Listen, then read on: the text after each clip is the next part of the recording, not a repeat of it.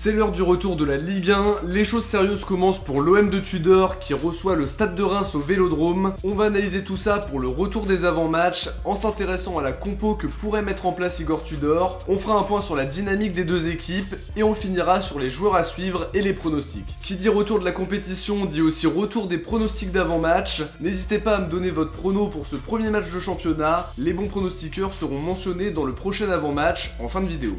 On commence comme d'habitude par ma compo côté marseillais. C'est très compliqué de déterminer l'équipe type après la prépa, mais on a quelques pistes malgré tout. Apparemment, Chaetatsar et Gay sont suspendus pour la réception de Reims. Paul Lopez est lui blessé depuis le match contre le Betis. Par rapport aux idées de jeu de Tudor, j'opte pour le 3-4-1-2. Ruben Blanco qui devrait être titulaire au but. La défense pourrait être composée de Mbemba à droite, Gigot dans l'axe et Balerdi à gauche. Un cran plus haut pour les pistons, on devrait voir Klose et Nuno Tavares. Un duo Guendouzi-Gerson au milieu. Pas sûr que Verretou soit disponible dès le premier match, et devant j'ai opté pour Payet en soutien de Milik et Dieng. C'est plutôt une suggestion de ma part parce que Tudor ne semble pas vouloir faire jouer Bamba, mais je pense que ça peut être intéressant de voir ce duo d'attaque, avec Dieng qui peut prendre la profondeur, et Milik à la réception des centres de Nuno et Klose, et pour jouer également en point d'appui. On passe à l'analyse en revenant rapidement sur les enseignements de la prépa marseillaise. Le bilan n'est pas satisfaisant, avec notamment 2 défaites contre Norwich et Middlesbrough, une victoire contre Marignane Gignac, un frustrant nul contre le Betis, et pour terminer, une défaite de 0 contre Milan. On a eu du mal à comprendre les idées de jeu de Tudor, même si on reconnaît aussi que fatalement c'est très compliqué d'imaginer avoir un jeu rodé un mois après son arrivée.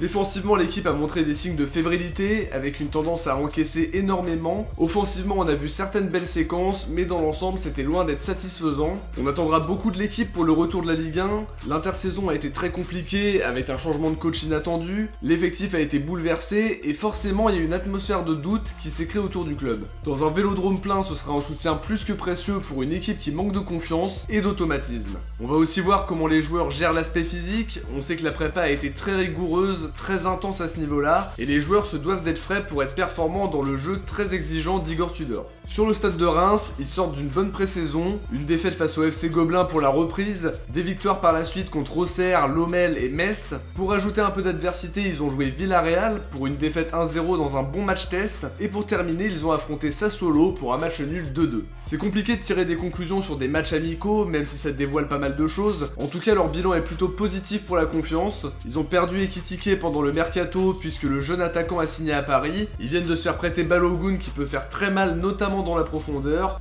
Et bonne nouvelle pour eux avec la prolongation de Younis Abdelhamid, lui qui est un pilier de la défense rémoise. Alors évidemment quand je pense à OM Reims, ça me renvoie toujours à la première journée de 2019-2020 et une défaite 2-0 qui lance très mal notre saison. Cette fois on attendra les 3 points côté marseillais pour lancer la saison sur une note positive, même si c'est jamais des matchs faciles contre Reims. La saison dernière on avait gagné le match retour 1-0, mais à côté de ça on avait fait match nul à domicile. Faudra donc trouver la solution contre une équipe qui peut poser beaucoup de problèmes, notamment dans l'aspect défensif. On passe aux joueurs à suivre. Du côté de l'OM je vais dire Nuno Tavares. J'ai beaucoup aimé son entrée face à Milan, j'ai hâte de voir ce qu'il va donner sur 90 minutes, mais il peut poser de gros problèmes au côté droit de la défense rémoise. Sa capacité à éliminer et à bien centrer peut nous permettre de se créer beaucoup plus d'occasions. À lui de confirmer tout le bien qu'on pense de lui. Amavi placardisé et Kolasinac qui a montré de très mauvaises choses pendant la prépa. Tavares devrait donc débuter ce premier match de championnat.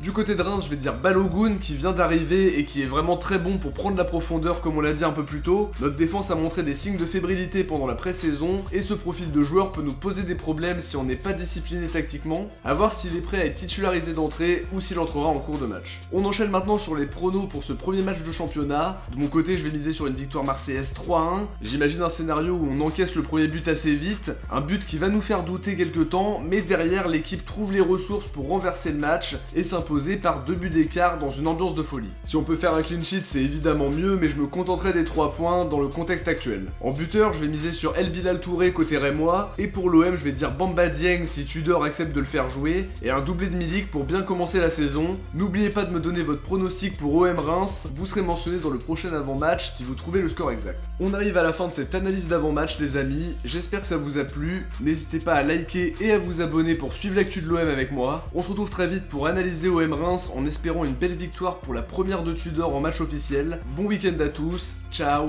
portez-vous bien et surtout allez l'OM.